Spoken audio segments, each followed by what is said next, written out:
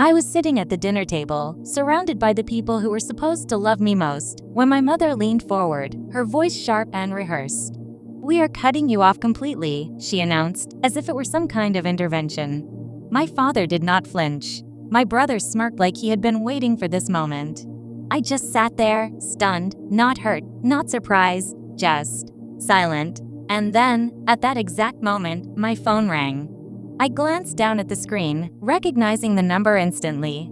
I answered, and a voice said, "Ms. Cara, your company's stock just hit $100 million. The entire table went quiet. No one blinked. No one breathed. Because in that 1 second, everything shifted, and they realized the daughter they just disowned had become the most powerful person in the room. My name is Cara Whitmore. I am 26 years old, and I come from what most people would call a privileged background. My parents, Daniel and Rebecca Whitmore, are old money elites from Connecticut. My father owns a chain of exclusive golf resorts. My mother manages a string of luxury interior design firms across the country. My older brother, Chase, is the golden boy of the family, and I was always the afterthought.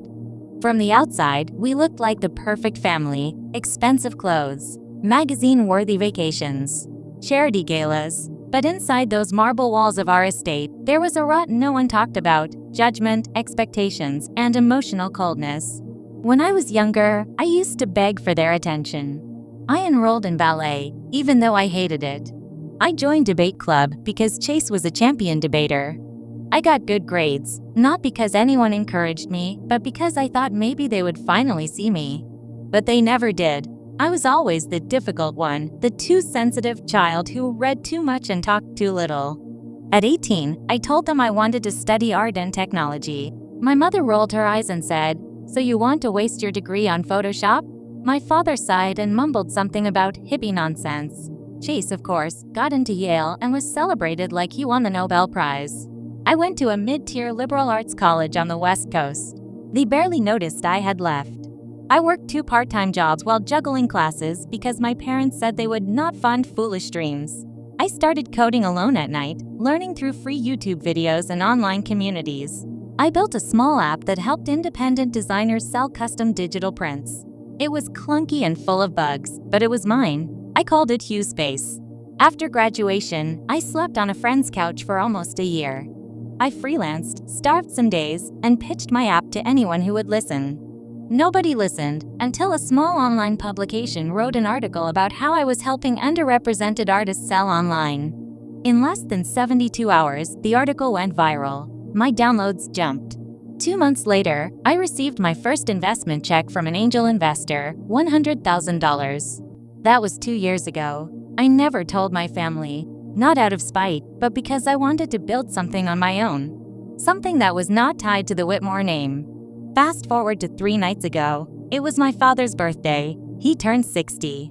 The entire family flew in for the occasion. Chase arrived with his fiancée, a social media influencer with 600,000 followers who greeted me like I was hired help. The house was full of family friends, board members, and people who referred to me as the artsy one. At dinner, my father gave a toast. My mother smiled like a queen on a throne. Chase announced that he and his fiancée were launching a travel brand backed by strategic family support. Everyone clapped. Then my mother turned to me. She clinked her wine glass and said in front of everyone, "Cara, your father and I have made a decision. We are cutting you off completely. No more allowance. No more insurance. No more safety net." The room fell quiet for a moment before the murmurs started. I froze. I had no idea what she meant. I had not taken a cent from them in years. But she wanted to humiliate me. I looked at her and asked, "Why now?" She smiled sweetly and said, "We think it is time you learned to be responsible. Real life is not some art experiment." Before I could reply, my phone rang. I almost ignored it, but something in me said to pick it up. I stepped away from the table. "Ms. Whitmore?" the voice said. "This is Jamie from Rothman Capital. Congratulations. Your company's stock just hit 100 million. The media is buzzing. You are officially a unicorn." I stood there in silence, phone to my ear, heart pounding. I walked back to the table. Everyone turned to look at me. My mother looked triumphant, thinking she had won some petty war. I sat down, stared at my glass, and calmly said, "My company just hit a $100 million valuation." The silence that followed could have shattered glass. Chase dropped his fork. My father blinked. My mother's smile faded slowly, like a dying candle. Her voice cracked when she said, "What company?" I did not answer. I simply pulled out my phone and showed her the app icon. QSpace. She had seen it before. She had laughed at it once, saying, "That little drawing thing?" I looked around the table. I built it. I coded it. I got it funded. I own it. And then I stood up and said, "Thank you for cutting me off." It reminded me exactly why I never asked for your help. But that was just the beginning. I walked out of that dining room with my shoulders back, but my hands were trembling. Not because I was afraid. Not anymore. I was trembling from years of silence finally cracking open. Years of swallowing words just to keep peace. But peace, in that house, was always one-sided. I got into my rental car, not bothering to stay the night, and drove back to my hotel. My phone exploded with messages. Investors, journalists, influencers tagging me. Even celebrities were posting about QSpace. The media was calling it the Pinterest for real artists. It felt surreal. By the time I got to my room, I had over 500 missed notifications. But one stood out. It was from Chase. It read, "We should talk. Maybe over brunch? Just us." For a second, I stared at the screen. Chase never reached out unless he wanted something. Growing up, he treated me like an annoying mosquito. So polite on the outside, so venomous underneath. I replied with a single word, "Sure." We met the next morning at a private cafe downtown. Chase arrived in designer loafers and a too-tight blazer, smiling like nothing had happened the night before. He ordered a latte and said, "Look, Cara." I was impressed. "Seriously, I had no idea you were doing so well. But if I am being honest, your announcement kind of overshadowed everything last night." Dad was upset. I sipped my coffee, waiting for the punchline. He leaned in and said, "Listen, what if you bring QSpace under the Whitmore umbrella? We can merge your company into our media division. You still run it, but with our name backing it, it could go even further. Plus, it would make Mom and Dad feel less, blindsided."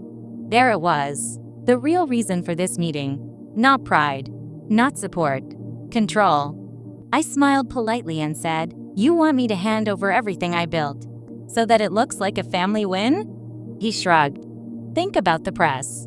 Whitmore Enterprises has been struggling with PR lately. A female founder, a tech success, and it is all in the family? It is the perfect turnaround." I stood up. "You did not even believe I could make it. None of you did. And now that I have, you want to stamp your name on it." "No, never." As I walked away, he called out, "You are making a mistake, Cara. The world is not as kind as it looks right now." I did not turn around. But he was right about one thing. The world was watching now. And not all eyes were friendly. The next day, I received a legal notice. It claimed that my early development of QSpace had been done on a shared family laptop and using Wi-Fi from my parents' property, which they said gave them partial ownership. I laughed when I read it. It was pathetic. But I knew what it meant. They were scared. And scared people get dangerous. I called my attorney. She reassured me it would not hold in court. But then she paused and said, "Cara, there is something else. A private equity group just attempted to buy 30% of your company on the open market, quietly." I asked her who it was. She hesitated. "We traced the entity. It leads back to a shell company tied to Whitmore Holdings. They were trying to buy control behind my back. If they got enough shares, they could start making decisions, even push me out as CEO." It hit me like a cold wave. This was war. I held an emergency board meeting. My investors backed me. But I needed to act fast. That same evening, I made a bold move. I offered a share buyback to all current investors at a 20% premium, effectively reducing available stock on the open market. It was risky. It cost me a fortune. But it protected my seat. For a while, things calmed down. Until I got an invitation in the mail. A wedding. Chase and his fiancée were getting married. And the invite had a note, "Family is forever. Let us start fresh." My instinct said it was bait, but something else inside me, call it pride or maybe defiance, said I should show up. Let them see I was not afraid. The wedding was being held at the same estate I grew up in. The same place I had been humiliated. As I walked in, heads turned. Whispers followed. I was wearing a deep emerald gown. Simple, powerful. The same color as my logo. My mother approached me with a glass of champagne. "You look successful." I smiled. "That is because I am." She tilted her head. "Chase has been working very hard lately. You know, trying to rebuild bridges." I stared at her. "Is that what you call sabotage now?" Before she could answer, there was a commotion near the main stage. The DJ's screen lit up, and suddenly, a video started playing. My pitch deck, my confidential investor slides, and a doctored clip of me seemingly admitting I had stolen core concepts from another app. Gasps echoed across the garden. I stood frozen. Someone had hacked the presentation. My mother looked horrified, or maybe she was just acting. The whispers grew louder. Some guests looked at me with suspicion. I walked off the stage calmly, but inside, my lungs were burning. This was not just about control anymore. Someone wanted to destroy me. And the worst part? I had no idea who it was yet. I barely made it to my car before the weight of it all came crashing down. I sat in the driver's seat, hands gripping the wheel, heart pounding so loudly I could barely hear anything else. The wedding had turned into a corporate ambush, and I had no doubt it was intentional. But who? Chase? My mother? Someone else? The video was fake. I had never stolen anything. But to most of the people in that audience, perception was already reality. And I knew exactly how fast the internet could destroy everything it once celebrated. The next morning, my inbox was on fire. Journalists wanted statements. Some investors were pulling out of the buyback. My CFO left me a voicemail saying, "Cara, damage control is not enough. We need a counter-narrative. Fast." I did not cry. I could not afford to. Instead, I traced the email source that had uploaded the fake video. My tech team worked through the night, and by morning, we had found something. The IP address used to upload the files came from a hotel in downtown Los Angeles, same night, same location as the Whitmore wedding. The timestamp matched the precise hour of the reception. It was someone at the wedding. I called the hotel, pretending to be with an event coordination firm, and asked for their guest list due to a catering discrepancy. The concierge hesitated but eventually emailed me a list. It was long, but one name jumped out. Ava Kendall. The maid of honor, Chase's fiancé's best friend, a freelance developer. I did not know much about her, but I remembered her from the wedding. She had complimented my earrings and seemed overly eager to talk about HughSpace. At the time, I thought it was just harmless curiosity. I called her under a private number and used a fake name, posing as a recruiter from a major tech firm. I said I had seen her freelance portfolio and was impressed. She responded quickly, excited. We set up a Zoom meeting. When she joined the call, I kept my camera off. I asked her about her past projects, and she rambled on about some NFT art curation platform she had tried to launch but failed to fund. She sounded bitter, resentful. Then I asked, "So, did it feel good sabotaging the one person who made it without a trust fund?" There was silence. Then she hung up. I had my answer. I sent everything to my legal team, the IP logs, the call recording, her name. We drafted a lawsuit, and within hours, my lawyers served her. The next day, she deleted all her social media. But the damage was already done. Online, people were already sharing the doctored video. Hashtags questioning my credibility were trending. Investors were spooked. I watched everything I built start to crack from the outside in. But the real betrayal had not even hit me yet. It happened a week later. I received a plain brown envelope in my mailbox. No return address. Inside was a printed email thread between Ava and Chase. Subject line, about the sabotage plan. I read every word, my hands shaking. Chase had orchestrated the hack. Ava was just the technician. He had told her I deserved to be humbled. He called me an egotistical fraud with a lucky break. He promised to pay her $500,000 once it succeeded. There it was. My own brother had tried to destroy me, and my parents? They knew. One line from the thread chilled me to the bone. Your mom says Cara's ego needs a reset. Let her taste fear, then offer a buyout. It was all a game to them. Scare me. Corner me. then swoop in with an offer that looked like a lifeline but was really a leash. I sat on my apartment floor for an hour, holding that envelope, crying, not because of what they did, but because I ever believed they might change. I made a choice that night. I was not going to expose the email to the press. I was going to play the long game. I hired a crisis PR firm and rebranded my public image overnight. I did not defend myself. I did not explain the video. I simply released a new feature on HughSpace that stunned the tech world: real-time artist auctions integrated with our viewing in physical spaces. Downloads doubled in 2 days. But that was not the twist. 2 weeks later, Chase's travel startup had its soft launch. And the exact same night, I released a public statement saying HughSpace was partnering with a new startup to integrate travel-based local art experiences using VR overlays. The company I partnered with? Chase's biggest direct competitor. They crushed his launch with better tech, cleaner branding, and my name on it. That night, my brother called me from an unknown number. His voice was low and desperate. "Cara, you need to stop. This is ruining me." I said nothing. Then he added, "Mom and Dad are furious. They are cutting me off." I almost laughed. He finally knew what it felt like. For the first time in years, I felt like I was standing on solid ground.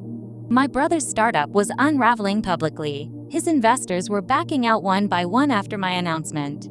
HughSpace was thriving. Media outlets had shifted from questioning my integrity to celebrating my strategic genius. People called me the quiet storm and tech's most dangerous underdog. I was invited to speak at conferences. I was offered advisory roles. One investor even told me, "You turned humiliation into a brand. That is rare." But beneath the glow of success, I still felt something gnawing at me. Not regret, not guilt, just emptiness. Because all of it, every triumph, had come at the cost of cutting ties with the people who were supposed to love me unconditionally. Then something strange happened. One morning, I received a handwritten letter in the mail.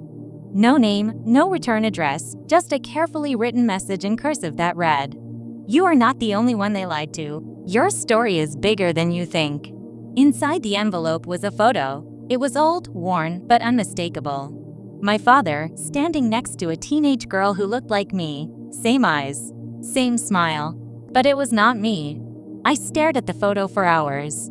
I had never seen that girl in my life. I flipped it over. On the back, written in faint ink, Cora, 2002. I went into my closet and pulled out an old family album. Nothing.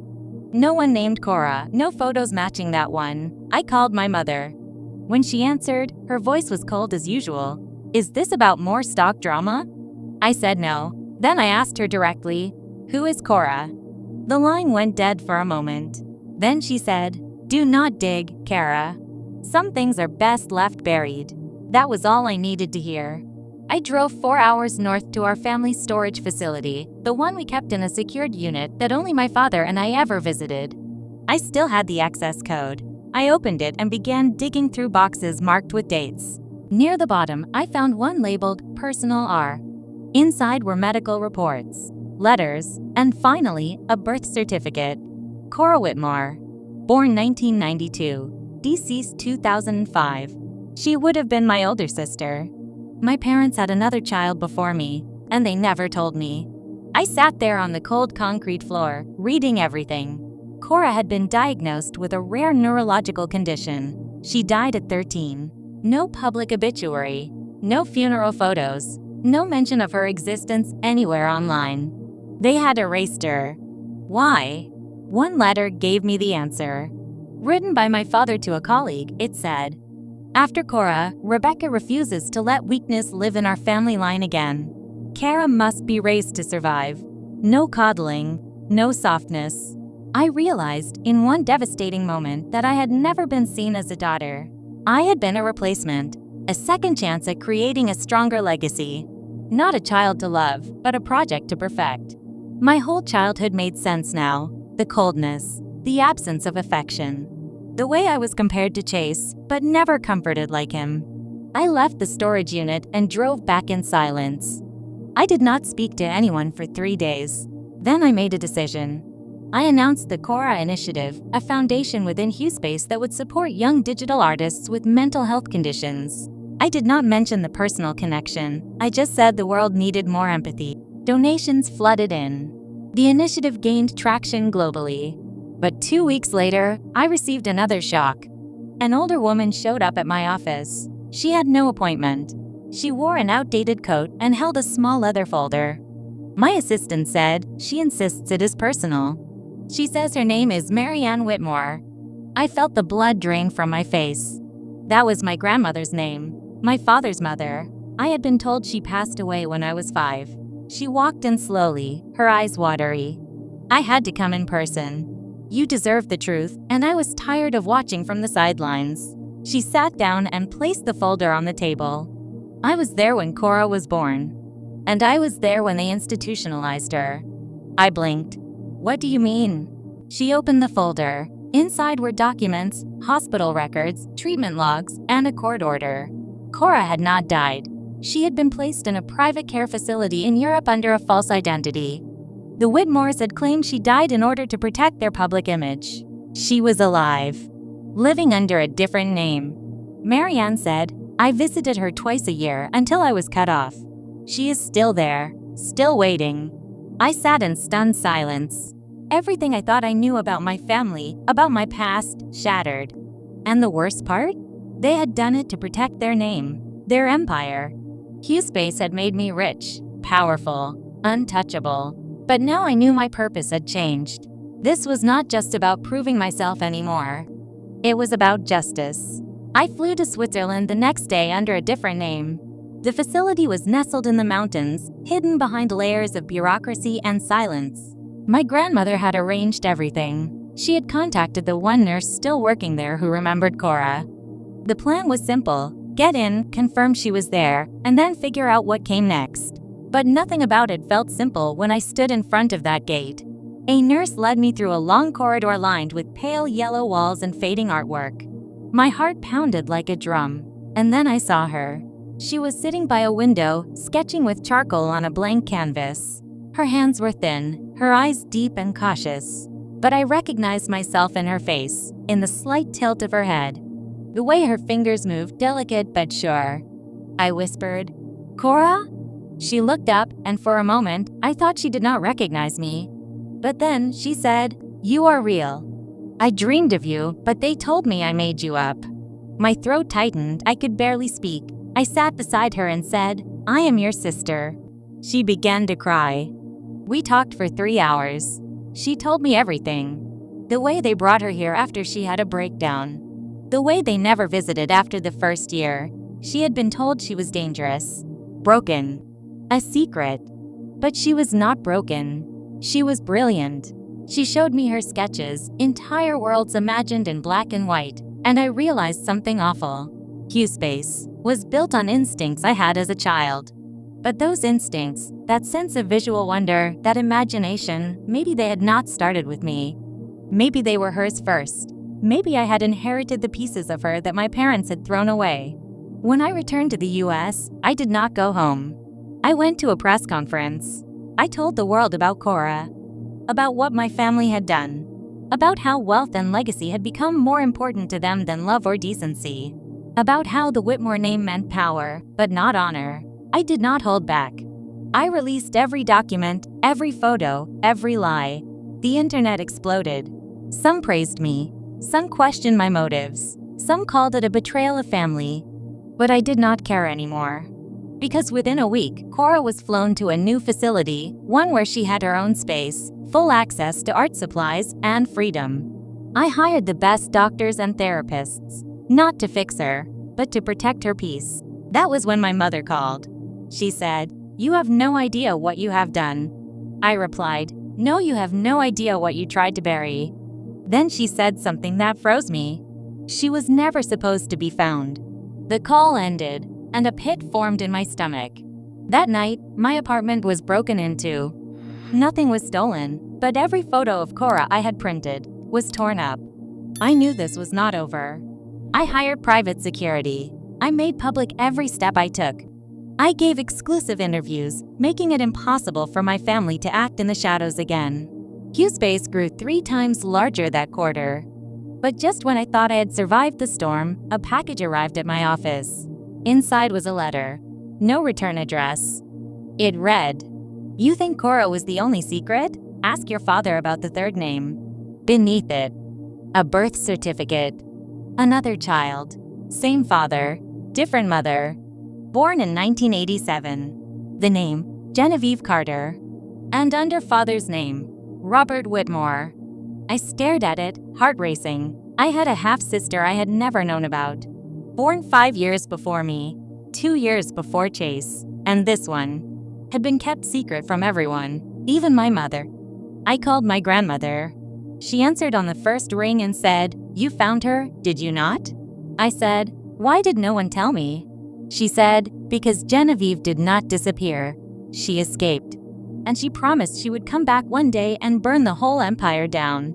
I sat in silence. She whispered, "Cara, she is already here, and she knows your name." The line went dead. I stood frozen in my office, realizing everything I thought I knew, even after everything I had uncovered, was just the surface. Because this was never just a story about being cut off. It was a story about a family legacy soaked in lies. And I was not the only one seeking justice anymore. If you thought this story was intense, just wait, there is always more beneath the surface when power, family, and secrets collide. Make sure to subscribe for more jaw-dropping stories like this one. You will not want to miss what comes next.